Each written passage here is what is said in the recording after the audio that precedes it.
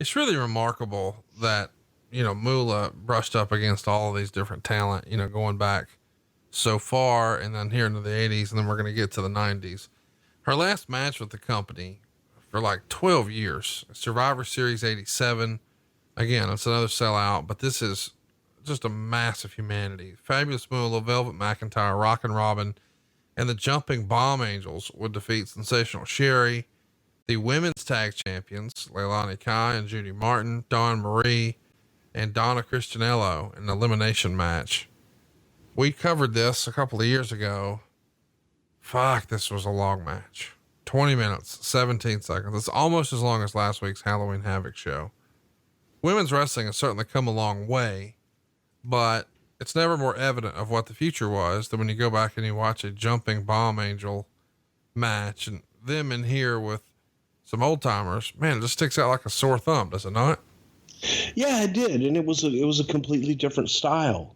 The women were attractions, and for the most part, a lot of times they would go into the different markets and have the exact same match every night. They had the referee spots and they worked with the same person every night. So it was a different style than what the men were doing at the time, especially those that were working the territory that had to change up the way that they had their matches every night. Some guys would have in a program would have the same exact match every single night of the week. And then they would have to change it up from week to week. But the women, it was a style. It was a different time and different era in the business.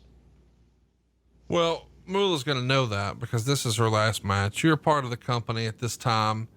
When did you realize Moolah, who's been a staple, no longer going to be wrestling for us? Does it change her relationship with Vince? Or what do you remember about that gap? No, it didn't really change her relationship with Vince at all, because Moolah still was the one where you had to go and train. Moolah was the preeminent trainer of women wrestlers. So Moolah was still, as she used to say, getting her PC, and Vince changed that. And I believe he actually changed it with Wendy, where he's like, Lil, I'm still going to pay you your PC, but you're not taking it from the girls anymore. I'll make sure that you're taken care of whenever any of your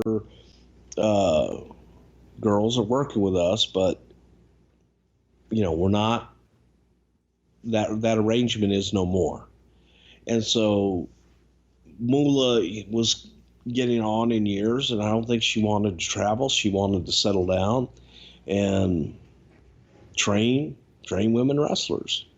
That was her deal. And that's what she wanted to do. So this was her opportunity to kind of step back and continue to do that. And she knew that Vince was going to continue to take care of her until the very end, which he did.